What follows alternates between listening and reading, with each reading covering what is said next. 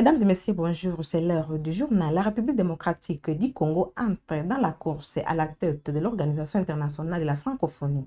Kinshasa a officiellement désigné Juliana Amato Lumumba pour briguer le poste de secrétaire général face notamment à la rwandaise Louise Mushikwabo. Présenté comme le choix du renouveau et d'une francophonie plus inclusive, la fille de Patrice Emery Lumumba devra désormais convaincre les États membres. Le détail dans cet élément.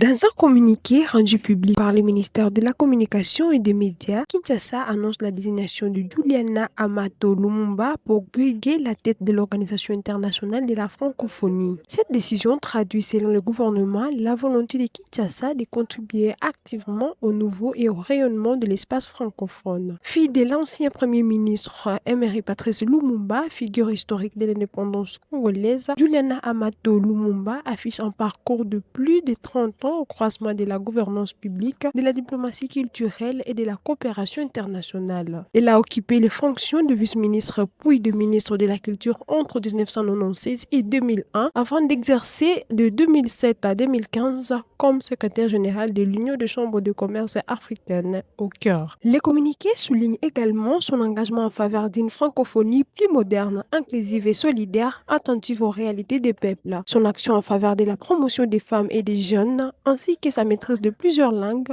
français, anglais, arabe, lingala et swahili, sont présentés comme des atouts majeurs dans un contexte où l'OIF cherche à renforcer son impact politique, économique et culturel. Ces choix interviennent à l'issue d'un processus interne au cours duquel d'autres personnalités congolaises de premier plan, dont le prix Nobel de la paix Denis Mukwege et l'économiste Freddy Matungulu, avaient été évoquées. Leur mise à l'écart au profit de Juliana Amato Lumumba témoigne d'une orientation assumée vers un profil à la fois politique, diplomatique et entrepreneurial. À travers cette candidature, Kinshasa a apporté une vision d'une francophonie davantage ancrée dans les dynamiques africaines et les défis du XXIe siècle, notamment les transitions numériques, culturelles et économiques. Reste désormais à convaincre les États membres de l'OIF de faire les paris congolais. Face à l'insécurité dans l'Est de la RDC et aux tensions politiques, l'opposant Martin Fayulu plaide pour un dialogue national ouvert à toutes les forces vives du pays afin de construire un consensus national et éviter les erreurs des dialogues précédents. Il a dit dans une déclaration faite ce jeudi 26 février, dont voici le détail. Dans un contexte marqué par l'insécurité à l'Est, les tensions politiques et une défiance croissante envers les institutions, Martin Fayulu relance les débats sur la nécessité d'un dialogue national inclusif en République démocratique du Congo. Pour l'opposant, celle une démarche sincère, ouverte à toutes les composantes de la société civile peut permettre de restaurer la cohésion nationale et d'ouvrir la voie à une paix durable. Au cœur de son plaidoyer, l'inclusivité. Selon lui, le dialogue ne peut se limiter à quelques acteurs politiques réunis autour d'une table. Il doit intégrer l'ensemble des forces vives du pays, majorité, opposition, société civile, confession religieuse, autorités traditionnelles, femmes, jeunes, personnes vivant avec handicap, déplacés internes, diaspora et même groupes armés. Ignorer certaines voix, c'est affaiblir la légitimité du processus, soutient-il en substance. Martin Fayulu insiste également sur la représentativité comme principe fondamental. Dans un pays vaste et divers, où les réalités diffèrent profondément entre les grandes métropoles et les zones rurales, entre l'Ouest et les provinces meurtries, de l'Est chaque composante nationale doit pouvoir faire attendre sa voix. L'objectif affiché, dépasser les clivages pour construire un consensus autour de l'intérêt supérieur de la nation. Au-delà des principes, l'opposant énumère 7 axes majeurs devant structurer ces dialogues. Parmi eux, la défense de l'intégrité territoriale et la réforme de l'armée et des services de sécurité, la promotion d'une gouvernance éthique avec une lutte renforcée contre la corruption, la consolidation de la justice et des droits humains, ainsi que des réformes électorales en vue de garantir la transparence et la crédibilité des scrutins de 2028. À ces chantiers s'ajoute la promotion de la coexistence pacifique entre les ethnies congolaises, la stabilité régionale dans l'espace des Grands Lacs, ainsi qu'un examen approfondi des résolutions issues des dialogues passés depuis 1958. L'idée est d'évaluer leur niveau d'application et d'en tirer une doctrine cohérente de gouvernance. Les constats dressés est sévère. Les précédentes initiatives des dialogues ont souvent suscité espoir et désillusion. Les résolutions adoptées n'ont pas toujours été mises en œuvre, alimentant la méfiance populaire. Pour éviter la répétition des erreurs, Martin Fayulu met en avant la nécessité de garantir la transparence du processus, la clarté des critères de participation et surtout l'engagement ferme d'appliquer les décisions prises. Reste désormais à savoir si cet appel trouvera un écho favorable auprès des autorités congolaises et des autres acteurs. À Goma, des habitants des quartiers Kahembe et Ndosho dans la commune de Karisimbi affichent leur satisfaction face aux actions menées par le mouvement AFC M23. Cette déclaration a été faite au cours d'un meeting populaire tenu hier, jeudi 26 février. Le détail dans ce reportage de la site de communication du gouvernorat du Nord Kivu. C'est sous cette ambiance festive que les habitants du quartier Kahembe et du quartier Ndosho, en commune de Karisimbi, ont manifesté leur soutien au mouvement AFC M23 en général et au gouverneur du Nord Kivu Bahati Musanga Erasto en particulier ce jeudi 26 février 2026. C'était au cours d'un meeting populaire organisé par la coordination provinciale de mobilisation, sensibilisation, recrutement et appui à la pacification en collaboration avec les maires de la ville de Goma, Katembondalieni Julien et d'autres autorités du mouvement AFC M23. L'objectif de ces meetings populaires, qui s'inscrit dans le cadre de la politique de proximité prônée par le gouverneur du Nord Kivu Bahati Musanga Erasto, était de prêcher aux habitants de vivre ensemble la paix, la sécurité, le développement et de sensibiliser les jeunes à rejoindre volontairement l'armée révolutionnaire congolaise ARC du mouvement AFC M23. Serge Massini, l'un des cadres de la dite équipe provinciale de mobilisation ici. La politique de proximité qui préconise l'AFC M23 pour pouvoir parler avec la population, savoir les problèmes de la population, que demande le peuple. Et c'est comme ça que l'exécutif provincial nous a mandaté en ces lieux pour venir s'enquérir de toutes les situations de la population, mais aussi également leur prêcher la bonne nouvelle, la nouvelle de la lutte contre le tribalisme, parce que le régime criminel de Kinshasa a montré que celui qui ne parle pas la langue vernaculaire de quelqu'un ou de l'autre n'est pas son frère, n'est pas sa sœur, et que automatiquement, il devient un étranger dans son propre pays, chose que nous ne pouvons pas accepter, chose qui a gangréné vraiment beaucoup de choses par rapport à l'évolution de la population. C'est d'abord un message de la cohésion sociale, qui est d'abord l'amour, l'union, que les gens vivent en amour, parce qu'à travers l'amour, nous allons construire un Congo plus beau qu'avant, comme nous les chantons dans l'hymne national, mais aussi nous avons fait... À Bunia, les quartiers Lembambo changent de visage depuis l'instauration de l'état de siège décrété par le président Félix Tshisekedi. Cette partie de la ville connaît une transformation spectaculaire. Immeubles modernes, routes asphaltées et éclairage public dessinent désormais les paysages urbains. Sous l'impulsion du gouverneur militaire, le lieutenant-général Luboya Kachama, Lembambo s'impose comme un nouveau pôle de développement. Reportage. Ces maisons et macadam sont situées à Bunia, plus précisément au quartier Limbabo. Des maisons vétustes ont carrément laissé place à ces différents immeubles sortis des terres grâce à la stabilité socio-économique dans la ville et surtout la restauration de l'autorité de l'État depuis l'instauration de l'état des sièges par les commandants suprêmes des forces armées et de la police nationale congolaise, Félix Antoine Tshisekedi Tshilombo. Des témoignages recueillis dans ces quartiers populaires de la ville de Bunia renseignent que Limbabo n'est plus considéré aujourd'hui comme quartier périphérique. J'ai joué ici au vélo, ça fait plus de 20 ans. Je suis juste content du développement. Nous avons grandi ici à Limbabo. Il n'y avait pas de goudron, même en ville de Bunia.